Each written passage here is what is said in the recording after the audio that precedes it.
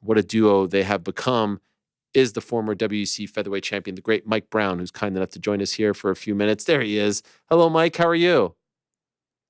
I'm great. Big weekend. Big weekend coming up, Ariel. Big one. How do you like, I was just going on and on, Mike, about like the emotions, and we were introduced to this guy on the documentary Fightville 2011, the highs and lows. He brings us on this journey. He represents the best of MMA.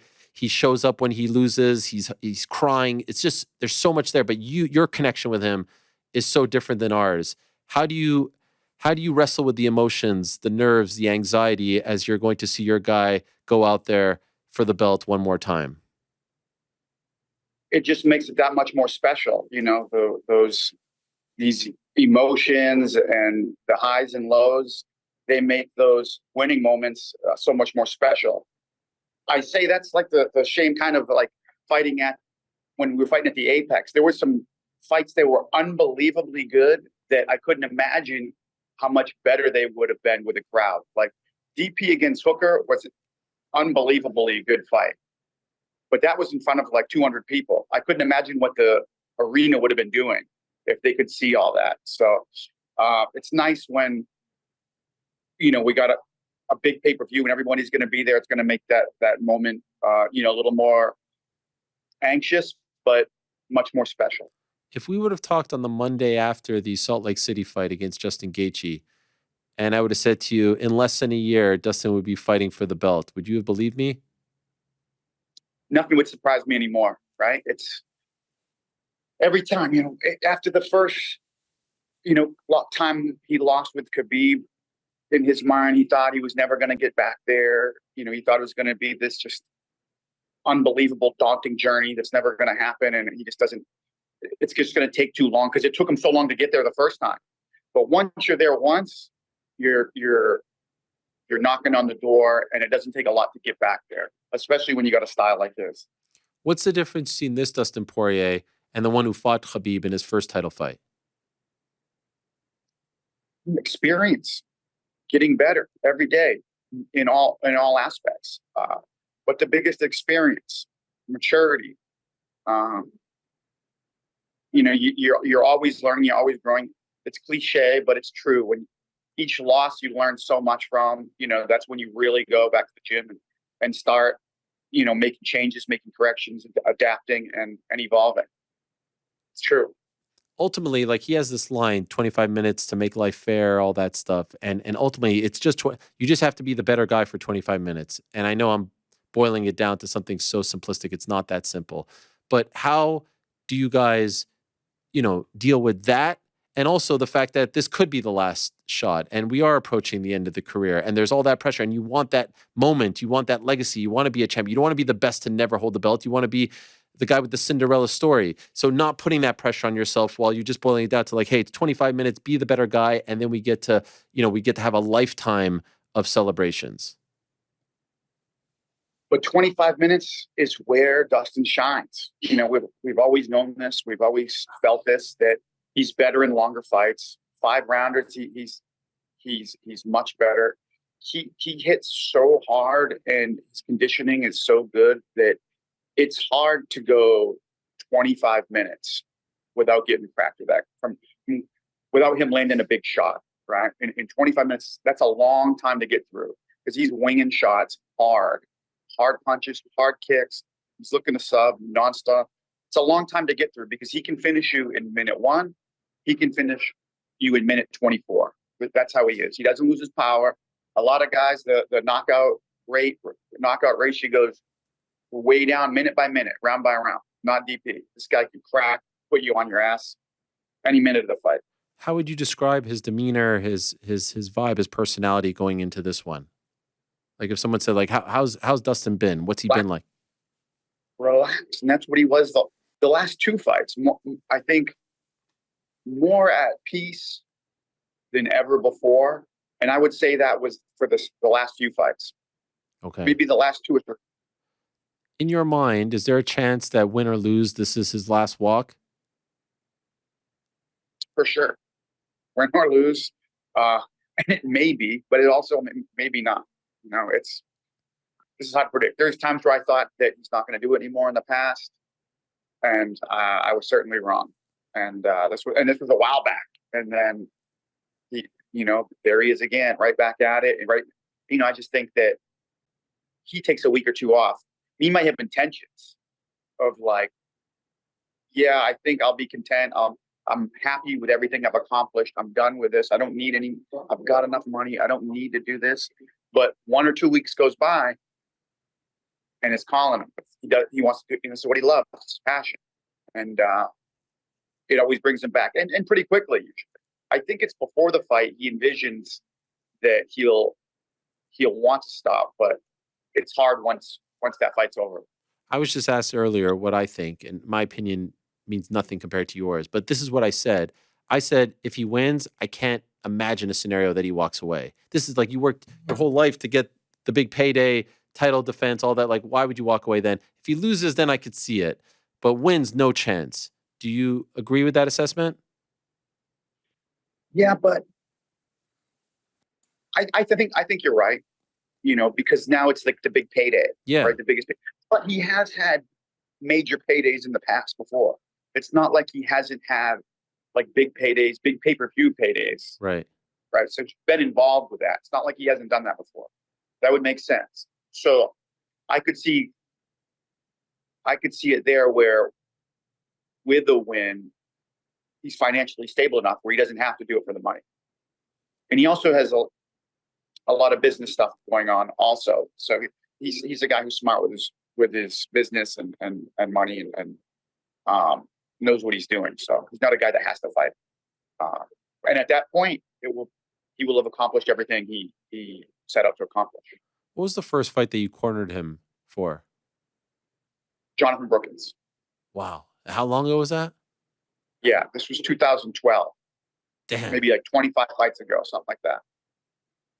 I'm putting on the spot here, but in terms of like guys that you've cornered the most and for the longest, would he rank up there?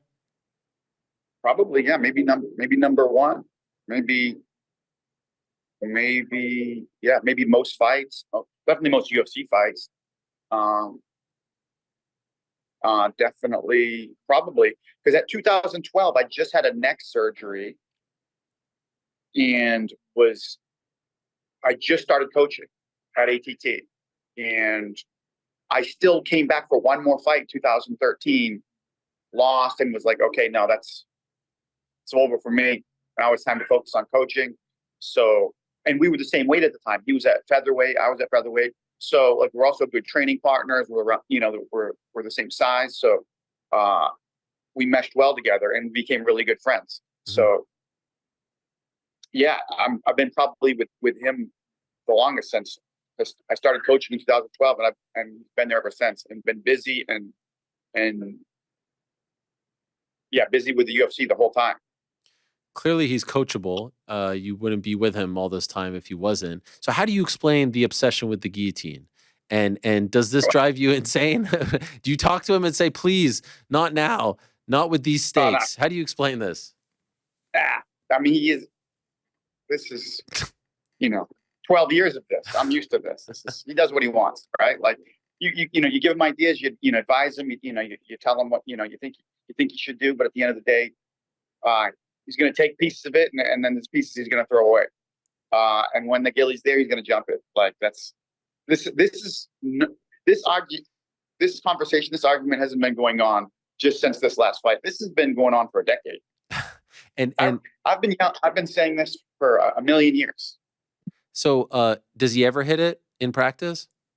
Oh yeah, of course. Okay, at least that. And he's got a good one.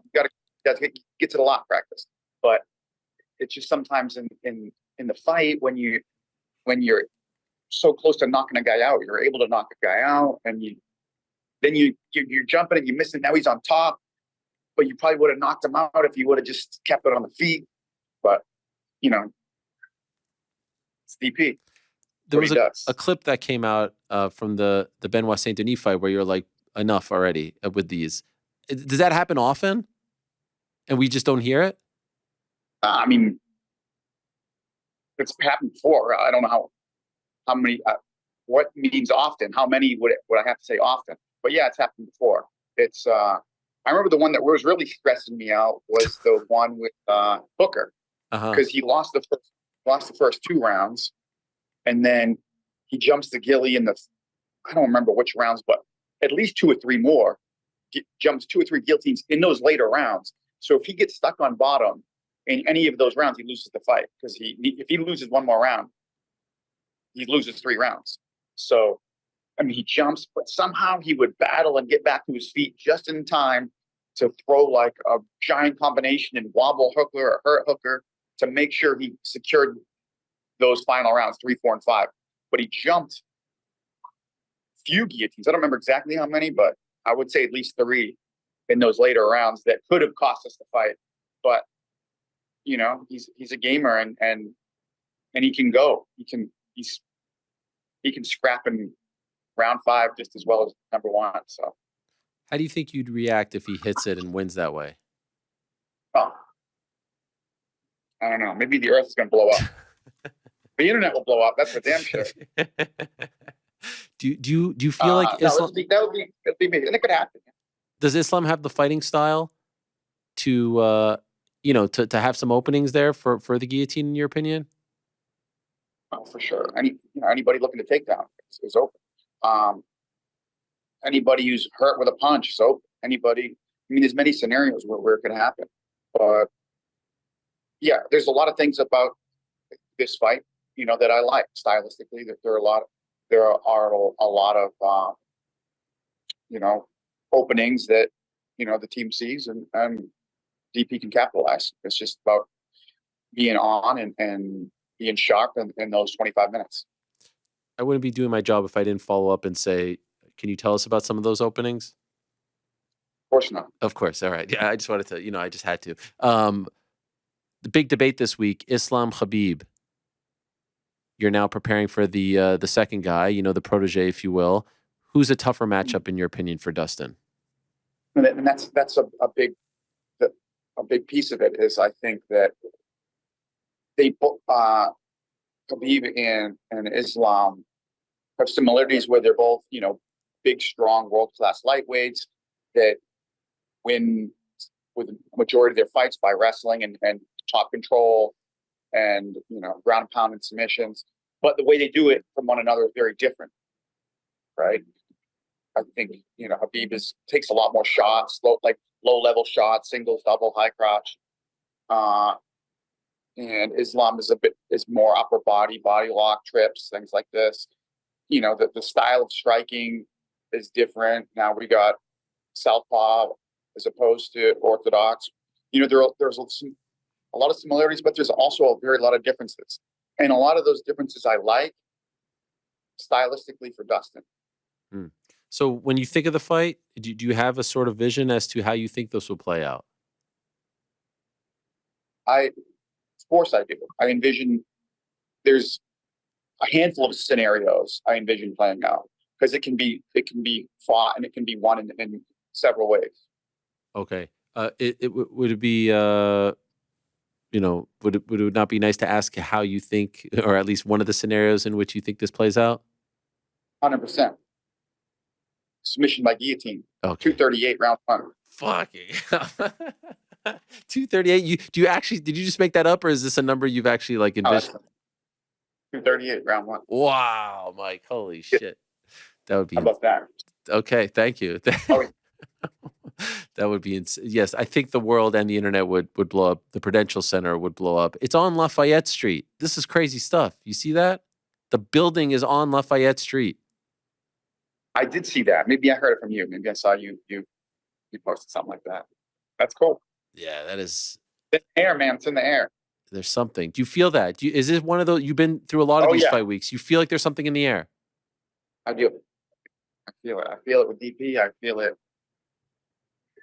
it with the team. We got Gamrot with us, man. Gamrot is a major part of the team. This guy has awesome energy. The troops are here and the troops are ready, and everybody is just good energy and good vibes. Everybody's feeling good. I love it. Could I ask you before we let you go? Obviously, Kayla Harrison is another one of your fighters as well. How worried were you about 135? Obviously, she looked great. She won, no problems. And do you have any concerns about consistently making that? No, of course. little concerned, of course, just because it hadn't been done yet. I was confident. I mean, everything's a percentage game, and I thought the percentage is high, that very, very extremely high. She was going to make it, but it was, how's she going to feel? How's she going to perform? And she felt fine. She felt great. And I knew if she made it and rehydrated well and felt good, what she would do to those girls at 135. Like, I've seen what she can do to those girls, and she's on a different level. Mm. And yeah, and she exemplified that. By the way, what about Jose Aldo, your old foe, looking that good at 130? Isn't that crazy? It was great. Back when I fought him, they said, like, I don't remember how old he was, but he was super young. I couldn't even believe that he was that young. I'm like, there's no way this guy is that young, and like whipping everybody's butt. But he was, man. He was so tough then. He's still tough now. What an athlete. It's when you see things like that, or I don't know if you saw today. I know you're busy. Nick Diaz is coming back. Did you see that? Have you seen this? I just heard about that. Yeah, he's coming back in August. When you see these guys that were, mainstays when you were around, how do you react to that? I mean, it's cool because I'm a fan of those guys. Those were like the guys that, there's different time periods of the sport that you love, and some of these guys are like some of my all-time favorites. So it's always good. I'd like to see him in the right matchups. Nothing too crazy, especially with like a guy like Nick. I'd like to see him. It's Luque that he's fighting, yeah? Yeah, how do you feel about that? It's good. It's a tough matchup for him, I think, but a fight I'm excited to see. Okay. I'll pay to see it. Ferguson is on the same card. Maybe that would have been better. You would have felt better about that? Yeah. Oh, for sure. That would have been great. Yeah. That would have been a good matchup. Yeah. Two older guys together. Right, exactly. Yeah, no, everyone just wants the best for these guys. And everyone wants the best for Dustin as well. So again, I'm writing it down. 238 round 1. That's what you said, right? Guillotine and DP, the champ. What a story that would be. Thanks for doing this. Hey, Cody Law pulled it off. He did. Right? He did. He He freaking wrote it down on a piece of paper. It's unbelievable. One of the greatest predictions of all time. So I can't wait to see if this comes to fruition. Good luck to you and the team. Good luck to Dustin, of course. Can't wait for it. And thanks for taking some time to talk to us about it all. Right on. Good to chat. Always a pleasure. Thank you, Mike. There he is, the great Mike Brown, one of the best coaches in MMA.